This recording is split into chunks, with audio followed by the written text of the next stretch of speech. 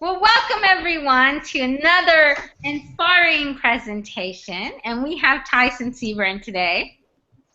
Hello, everybody. I'm just trying to wave and see where the best part for the video camera is. Hello.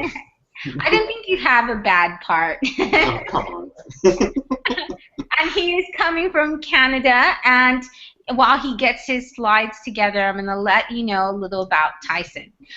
The way Tyson and I met was that Tyson had started during the first Verticals Challenge, and he had some really great ideas. He was a constant blogger, so there's way too many to talk about, but one in particular that he knows was my favorite, and I mentioned in the book, is when he talked about teacher burnout, and that one was a really popular one. Tyson is a language teacher in higher education, but not only that, he has many different positions. He was the head of TESOL Toronto. He's the president of TESOL Toronto.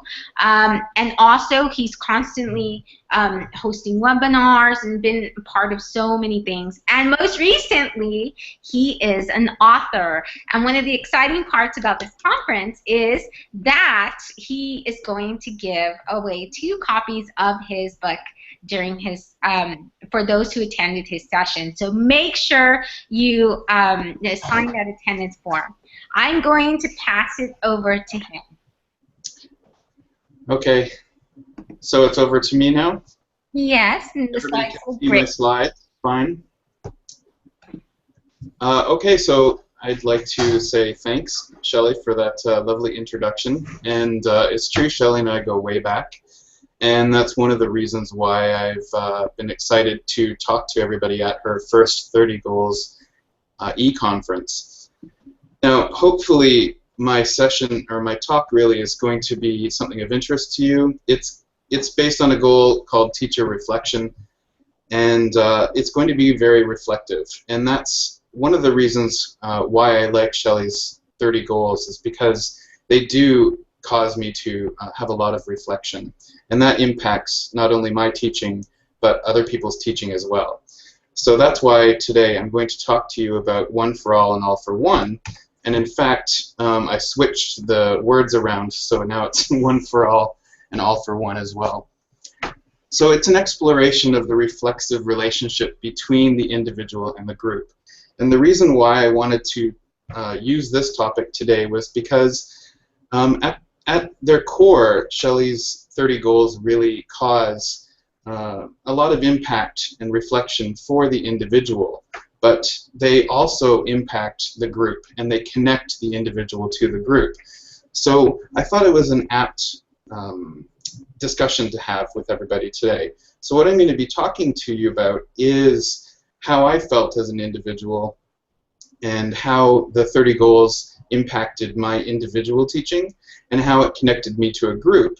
And then I'm going to end the talk today with how we can transfer this same type of reflexive relationship to our students.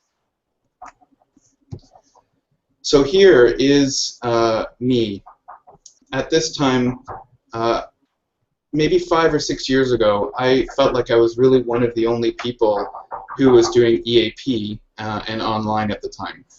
And though that's changed over time, before then, I really didn't feel so connected with anybody online. I felt very individual. And when I started blogging, I decided that I wanted to try to connect myself to a larger audience. And I did a lot of the goals, and one of the issues with the goals, not really an issue, but one of the challenges with the goals was that they were all geared towards not EAP specifically. So what I tried to do was I tried to adapt all of these goals to fit my teaching context. And although at first it may have been a little bit challenging, I think it's one of the excellent factors of these 30 Goals was that I could take one, I could think about how it was going to be related to my teaching. It gave me the ability to try out web tools that I hadn't tried, and hopefully impact my teaching. So every time I did a goal, I wrote about it on my blog. Shelley mentioned some of those that she liked in particular.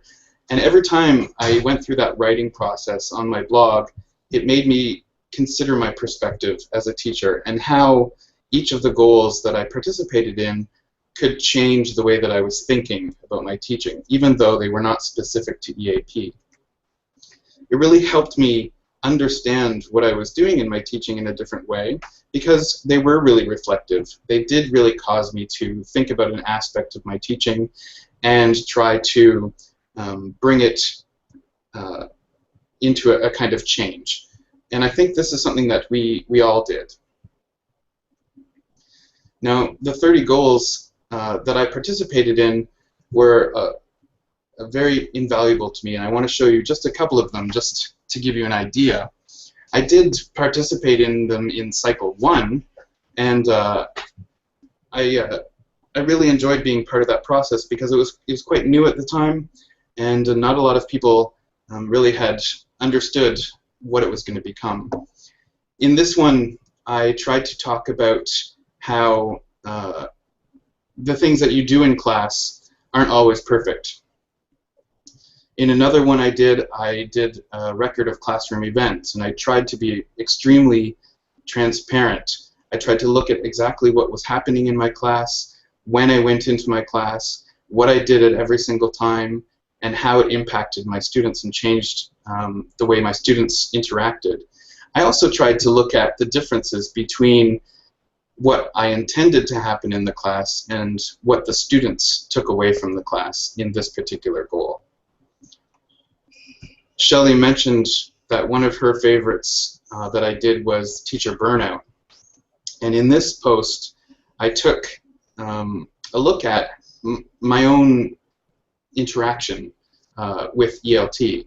And I looked to see how much time I was spending on ELT events. And I think, like many of us, we spend an amazing amount of time in not only the classroom, but reading blogs, interacting with each other, writing different articles even, putting together webinars. I think we spend a lot of time, and it can be something that can really lead towards burnout. And I wanted to really, in this goal, to show how much time I was actually spending on ELT versus all of my other free time.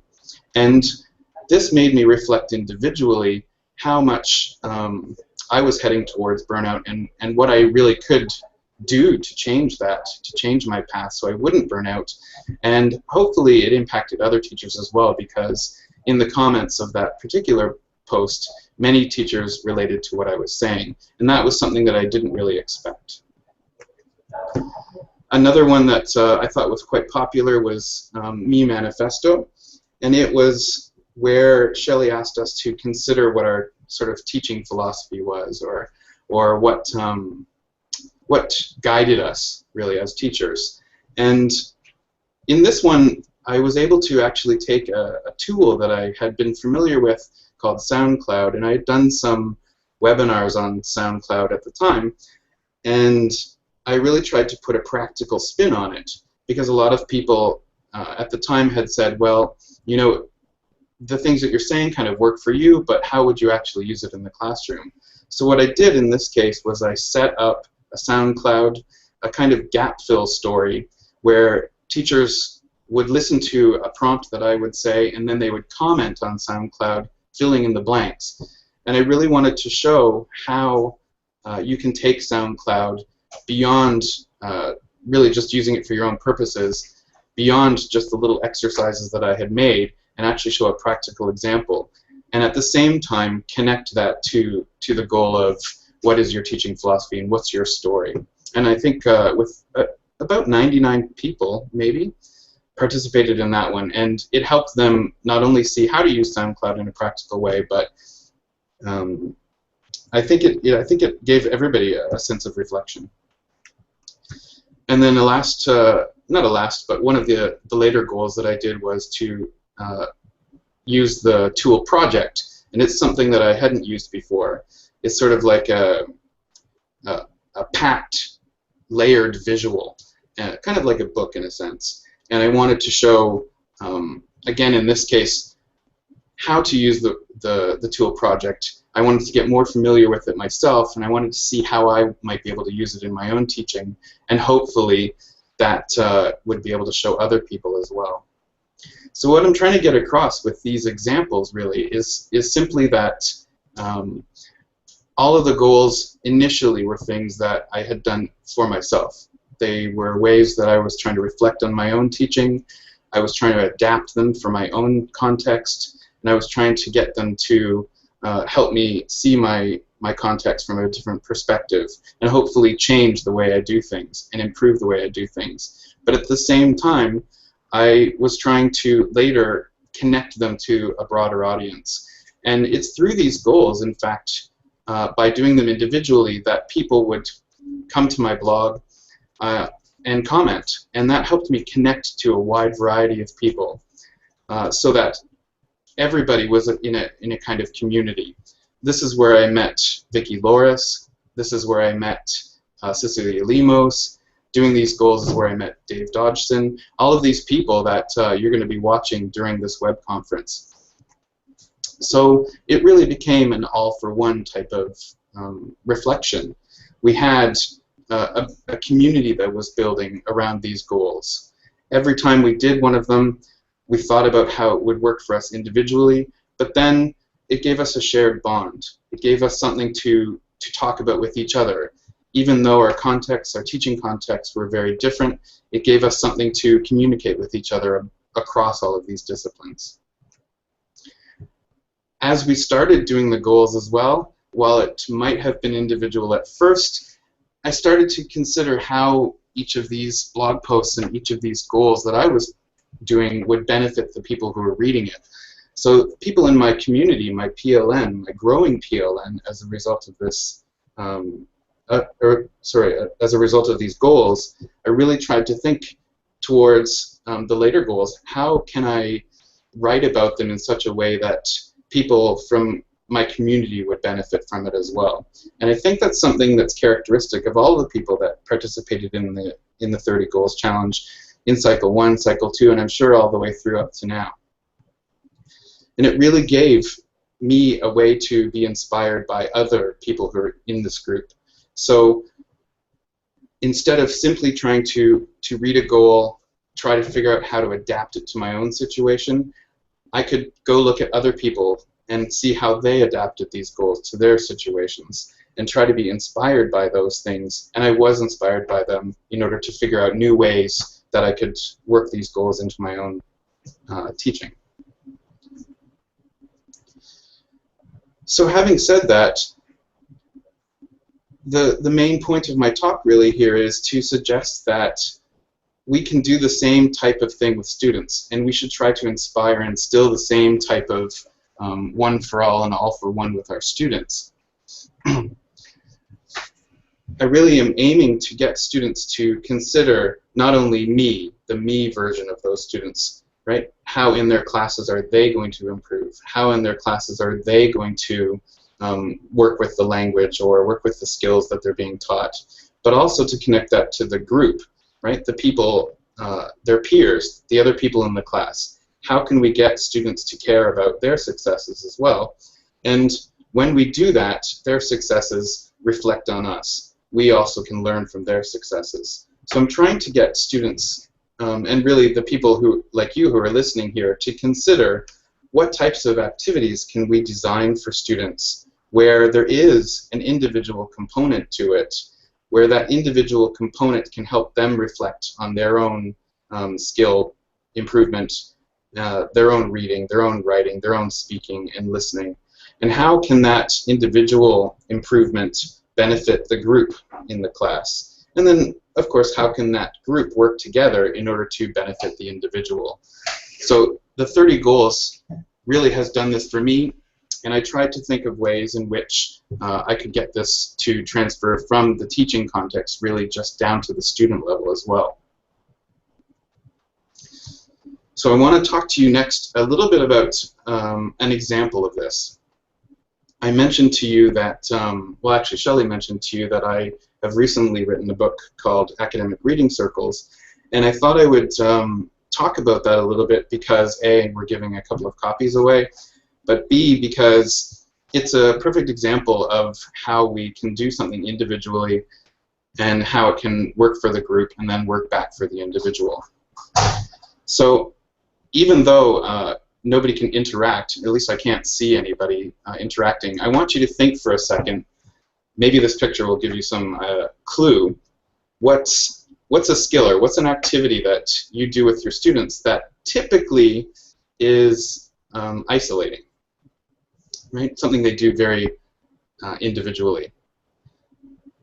So with that in mind, if you look at this picture, I'm going to suggest that actually it's reading. Reading is something that we have the students do. We want them to do a lot of. In my teaching context, I'm at a university, and my students are EAP, English for Academic Purposes students, and they're going into first-year studies, most of them anyway. And reading is something that they have to do quite a bit of. Usually, it's an individual task. It's something that we have students either read individually in class, or they go home for homework and they do the assigned reading at home. It's something that's usually not very community focused. It's a very isolating thing.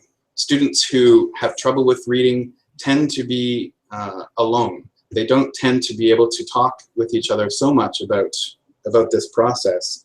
And I think students, too, are a little bit unsure actually how to ask for help about reading and how to work with each other about reading, particularly language students. Of course, some students enjoy this process.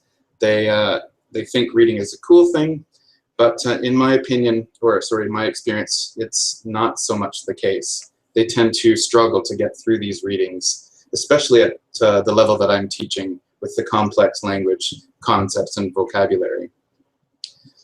So I was trying to think of a task a long time ago, about 5 years ago, 4 or 5 years ago now.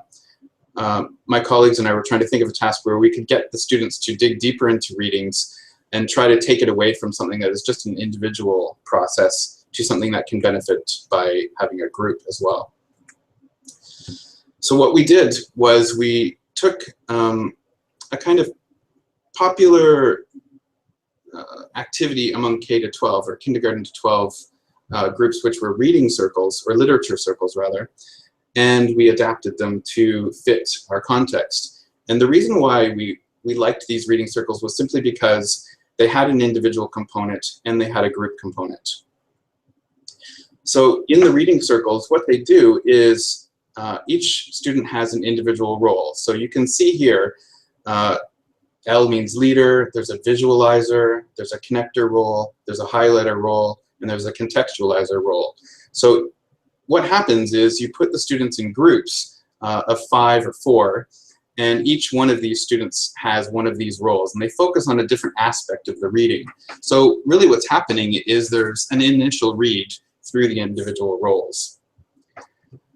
What happens, of course, after that is we're trying to keep them in groups, because what's going to happen is after they take these initial reads through the individual roles, they're going to come together as a group. And what the students need to do at this point is, while they're doing these initial readings through the lenses of these different roles, they're trying to also keep in mind what kind of information is going to be useful from their perspective of the reading for the group, in order for the group to understand that reading better. So they're going to be creating handouts for the group. So as they do these roles, they have both an individual reason to do the role, but then they also have a group reason to do the role. And what ends up happening through this process, as you can see, is they discuss these roles and the reading in groups in class after they've done the initial read by themselves. They share the information that they've gathered with the group through each of these different roles. They collaborate on co-constructing knowledge about that text, and they really do end up digging a lot deeper into that reading. They do end up sharing information that they have learned individually in order to benefit the group. And then when they talk about these roles with the group helps the individual understand that reading better as well. So what we've got is an example activity here, just like how the 30 goals worked for me. They do something very individually first, they try to adapt it for their own purposes, and they consider the community as well. How can they benefit the community from what they've learned in these roles? So the point is, and I'm nearing, I think, the end of my 20 minutes or so. The point is we want the students to do the same things that we are doing while we're doing these roles. Sure, the goals benefit us as teachers. The goals help us reflect on our own teaching contexts. The goals connect us to each other as a wider community, and we start to consider how can we benefit the community that is doing these goals together as well. But I think the same type of process we can try to instill into our students, and have reading, for example, become a process more like what you see in this picture, where instead of it's an individual task, we've got groups working together on the same reading at the same time and sharing their knowledge with each other. So I'd like to pretty much end there. My talk is, of course, One for All and All for One. It is related to academic reading circles, which is the book that Shelley mentioned, and you can see it in the picture here. I do have a Twitter account, which you can contact me at any time. I have a blog at 4c.ca, so if you want to look at any of the roles that were mentioned in this case, or sorry, any of the goals that were mentioned in this webinar, then you can go to my blog and you can search for the category Edu, and you can see a lot more of how I adapted from doing them just very individually to becoming part of this community. If you're interested in the academic reading circles, I know I only talked about them very, very, very briefly here, but that's all I had time for. But if you want to talk about how you can make this reading more of a collaborative activity, something that starts out individually but moves on to a collaboration, then please go to bit.ly/a-reading-circle. That's the website for the academic reading circles, and you can buy my book there as well and learn all about it. But I'm happy to talk about it anytime as well. And finally, take a look at the last bit.ly there, which is the slides for this talk. So once again, I know it was sort of a brief overview of one activity that I've done, but I wanted to really help you see how you can do something individually and it can benefit a wider audience as well. So one for all and all for one. So I'm going to stop there, but if you have any questions, please let me know. So thank you very much. Well, thank you so much, Tyson. There was a few comments from your keynote that teachers were really inspired by. Jake said, "I love that fill in the blank SoundCloud commenting idea." I posted that too because that was one of the other really incredible things you did with the goal. Is you had that SoundCloud, and I think were there like 50 or 100 responses to that SoundCloud? Yeah, I think there's about 100 now. Yeah, and it was something that I started out really just to, as I said in the talk, it's something that I started out just for myself because I wanted to figure out how to use SoundCloud more practically with my students, and this gave me a reason to do that. And then once I did that, it was very interesting how the community, right, all the people started getting invested in that, and it benefited a lot of people instead of just myself. And then there was some other comments as well that reflected on what you said about the students. Sipin said, "Students benefit from teachers who continue to want to learn and grow." Yeah, that's absolutely true. You never want to, hopefully you never really want to get in a rut, right? And I think we're models for our students. So if our students are expected to learn, we also need to push ourselves to learn.